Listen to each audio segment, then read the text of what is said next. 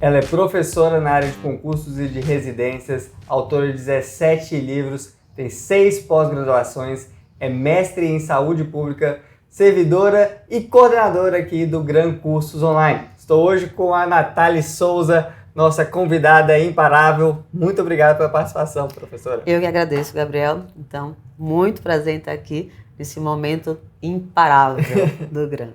Você comentou comigo há pouco que durante 15 anos o mar é de onde veio o sustento da sua família. Como é que foi isso? Conta aqui pra gente. Então, eu sou filha de professor, né, de professores, na verdade, mas meu pai, ele é professor, funcionário público e pescador.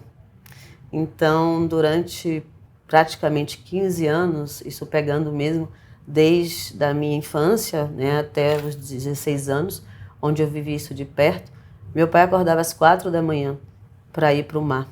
Né? Ele é um mergulhador artesanal e de lá, com a espingarda de ar comprimido e arpão, ele trazia, né, o peixe para a gente poder se alimentar. Numa fase muito difícil da vida da gente, eu sou de família bem humilde e talvez seja isso que me fez, né, ter tanta admiração por aquele homem que, graças a Deus, ainda está com a gente. E saber que o mar, ele faz parte da minha vida não só como provedor de alimentos, mas sim nas horas que eu preciso produzir, inclusive. Essa inspiração toda vem desses 15 anos que eu vivenciei tendo o mar como a minha estrutura alimentar, os meus momentos de passeio, de relaxamento, meu vínculo mesmo. Foi difícil, mas eu acho que isso que me deu um gás para muita coisa. Isso foi durante uma época que o serviço público, sobretudo no estado da Bahia, passava por dificuldade, havia alguns atrasos de salário, hiperinflação no Brasil, era outra realidade econômica, não havia, apesar de estarmos em crise hoje, não havia a situação ali de estabilidade que nós temos no país de hoje. Isso, mesmo assim, você decidiu seguir no mundo dos concursos. Por quê?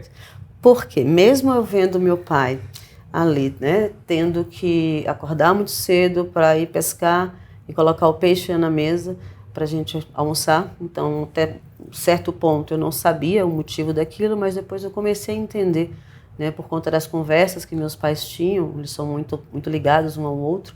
Naquela casa de telha que tem 287 anos hoje, né, atualmente, porque é uma casa de usos e frutos, aquelas conversas de eu tenho que ir porque não vai sair salário esse mês, né? O recurso, mesmo sendo funcionário público, não tinha tanta estabilidade financeira.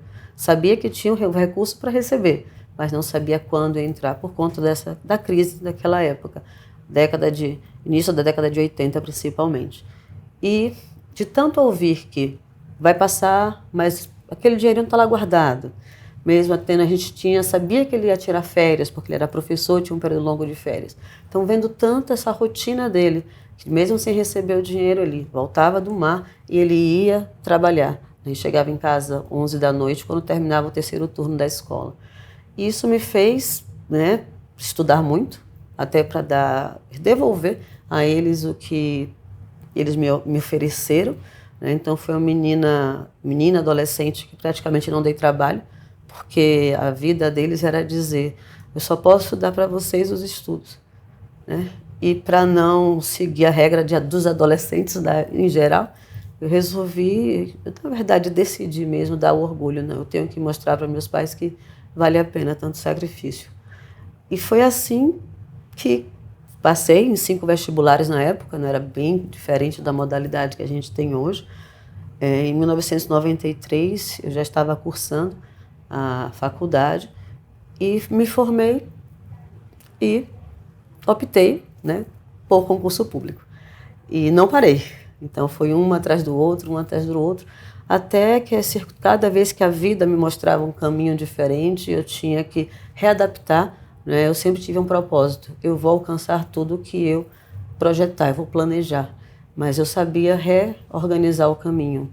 E quando eu preciso parar, eu paro, eu respiro e readequo.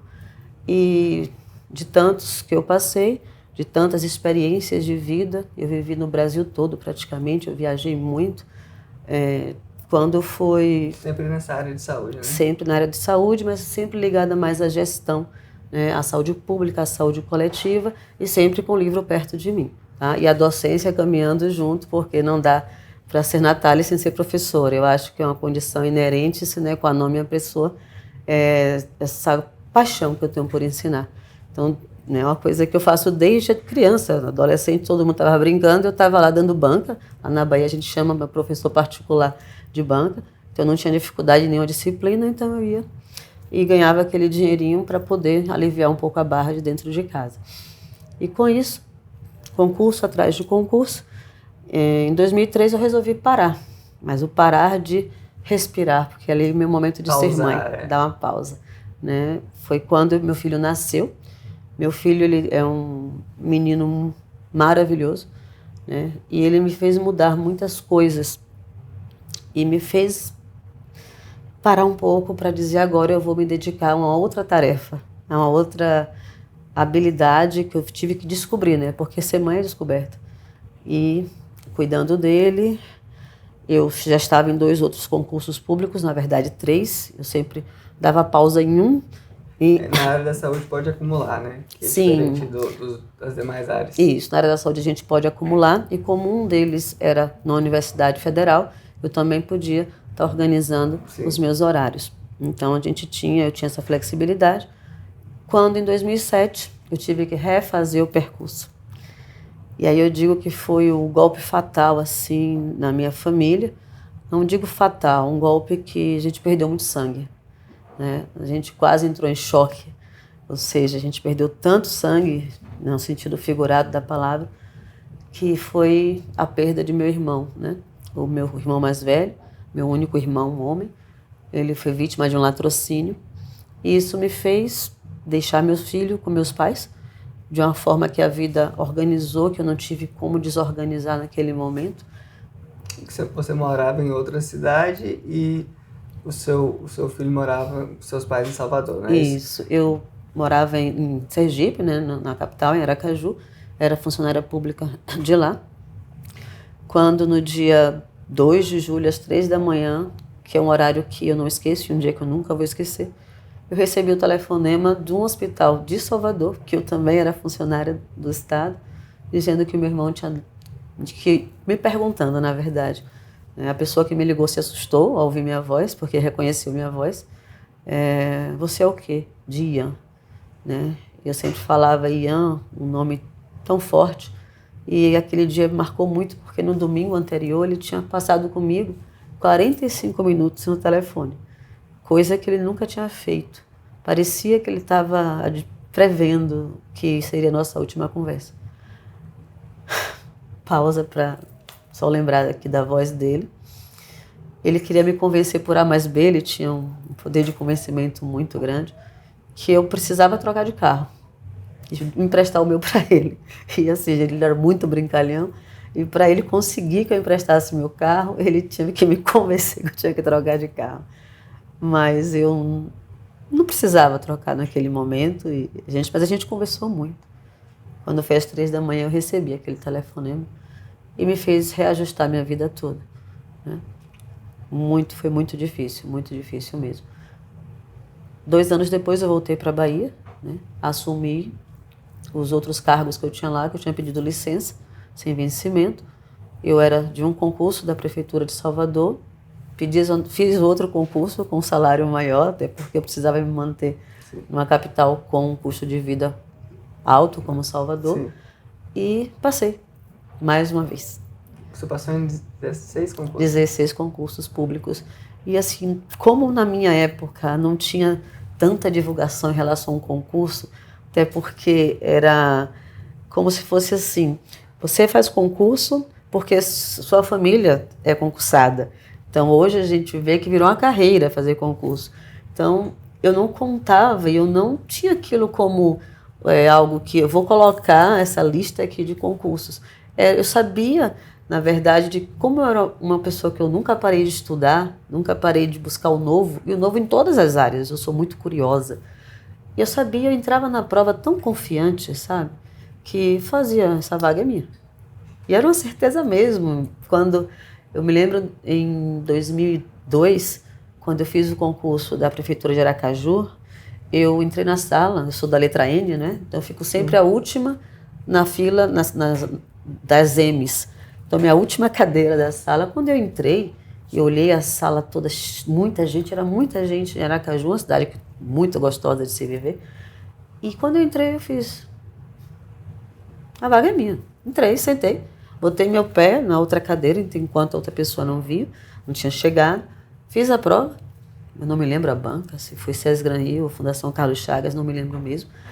E, para mim, quando chegou o resultado, chegou em forma de telegrama, né? Estava lá, tinha sido convocada, né, para tomar posse, e fui para Aracaju com a roupa do corpo, pensando que eu só ia fazer a parte burocrática. Já era para começar a trabalhar no outro dia.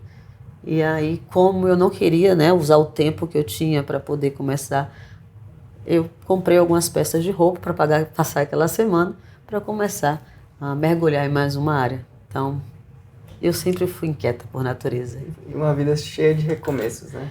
Isso. Recomeçar é um dos verbos que eu mais conjugo. E eu acho que se eu não tivesse essa capacidade de me adaptar e readaptar, eu não teria conseguido. Mas eu sempre digo uma coisa, eu aprendi a pausar, né? Na minha época era da fita cassete, aí tinha lá o pause. Não rebobino, passado é o passado, fica lá atrás, é uma roupa que a gente não veste mais. Mas eu pauso, respiro, realinho o caminho, e esse tempo é o tempo que eu faço as minhas reflexões e mudo mesmo o meu trajeto. Porque eu acho que a vida da gente não deve ser um trilho de um trem, e sim uma trilha, onde a gente vai encontrar pedra, rio, mar. E não vai ser em linha reta, ele vai... Não pode. Vai seguir ali pelo caminho, às vezes, tortuosos, difíceis, e a gente tem que saber se adaptar a eles. Isso. Eu acho que se todo mundo visse a vida sem ser uma linha reta, as decepções, a procrastinação, essa forma de parar e desistir, a gente não veria com tanta, né, veemência, com tanta recorrência. Todo mundo deve entender que a vida é real e de viés, né? Parafraseando os nossos grandes compositores.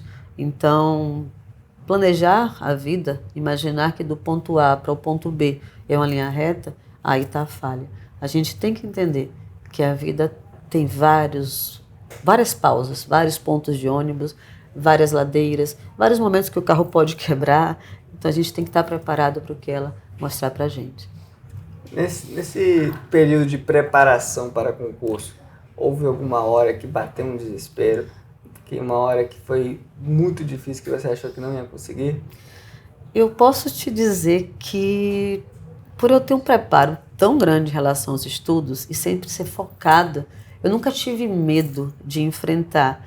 Eu pensei, sim, em alguns momentos, de desistir, de não fazer mais. Mas quando eu via que abria um concurso e que eu queria aquela vaga, eu não olhava a concorrência, eu não olhava nada. Eu só pegava o edital e via o que eu não tinha estudado ainda. E por ali eu começava. Sim, batia o desânimo de vez em quando para ficar rodando o Brasil todo, né? Mas depois eu falo, não, se é o que eu quero, eu vou fazer, eu tenho que arriscar. Só precisa de uma vaga, né? As pessoas focam muito no quantitativo de vagas, focam muito no pensamento de escassez e não no pensamento de abundância, que basta uma vaga para você conseguir mudar de vida. Isso mesmo. E você, na maioria dos casos, é o seu concorrente. Você tem concurso aí, dependendo, aqui no TJT, para juiz, que tem mais vagas do que aprovadas. Então, é um caso clássico de que a concorrência não afeta. Mas, obviamente, em outros concursos de outras áreas, há uma concorrência maior. Sim. Mas o maior inimigo é você mesmo, o maior oponente, né? Você acaba pensando em desistir, você acaba se auto-sabotando, a falta de autoconfiança prejudica. O primeiro passo sempre é acreditar. Com certeza.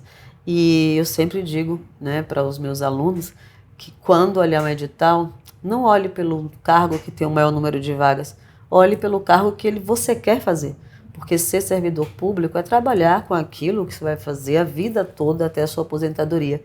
E ficaria muito chato você fazer algo que você não gosta. Sim. Então, não escolha pelo número de vagas, e sim pelo o que vai te tocar no coração, o que você vai fazer com paixão.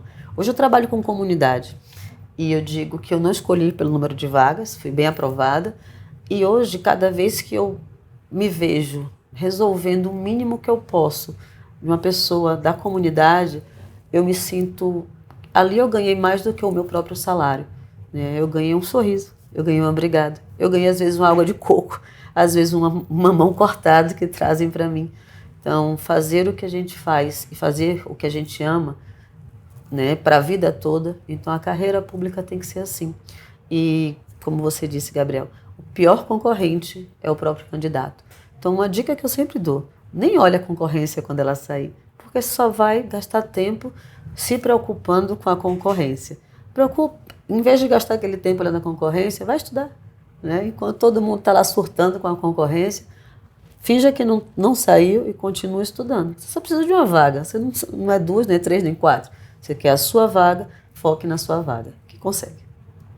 É isso aí. Professora, parabéns pela história. Obrigada. Você mostra aqui para os nossos imparáveis que é possível, sim, uma filha de pescadora, que passou uma infância difícil, que teve uma condição econômica muito restrita, se formou com muita dificuldade. Você me contou a história da sua formatura, a emoção que teve ao conseguir se formar com todos os percalços possíveis, que é viável, que é possível, que todo mundo pode mudar de vida com esforço, com dedicação e com educação. A educação transforma, e ela que transformou a sua vida, que está transformando as vidas dos nossos alunos e que pode transformar o nosso país em um lugar melhor. Então, parabéns. Obrigada. Pela sua história. Me inspira todos aqui do Greg Cursos Online. Queria pedir a você que deixasse um recado, um último recado para quem nos acompanha, para os nossos imparáveis aqui do canal. E a gente fala imparável no sentido de não desistir. Às vezes vai ter uma pausa, como você bem disse, às vezes você vai avaliar, vai meditar ali, refletir sobre a rota que você está seguindo. Corrigir a rota não é parar. Agora, parar é quando você decide que você não quer mais, que não vai mais buscar o seu sonho, não vai mais buscar mudar de vida. Aí, nesse caso, você parou, e eu acho que temos muitas pessoas que estão pensando em parar, ou às vezes estão desanimadas, ou às vezes estão passando por algum momento difícil. Então, gente, acho que o recado que eu sempre dou até no final das minhas aulas, tudo é uma questão de manter a mente quieta, a espinha ereta e o coração tranquilo. E nunca esqueça, você só precisa de uma vaga. Então, nesses períodos onde não tem edital, onde o concurso que você quer não está previsto, em vez de ficar pensando no problema, foca na solução, vai estudar. E com certeza você vai conseguir alcançar a vaga dos seus sonhos. Mas tranquilidade sempre. E não projete a tua vida mirando a vida das outras pessoas. Crie sua própria história. E nunca pare, né? Parar é para os fracos. Eu sempre falo isso para vocês. Muito obrigado. Se você curtiu este vídeo, assine nosso canal, ative as notificações e receba todo o conteúdo que produzimos por aqui. Sempre novos conteúdos para que você siga de maneira imparável rumo aos seus grandes sonhos, aos seus grandes objetivos em sua vida. Fique com Deus.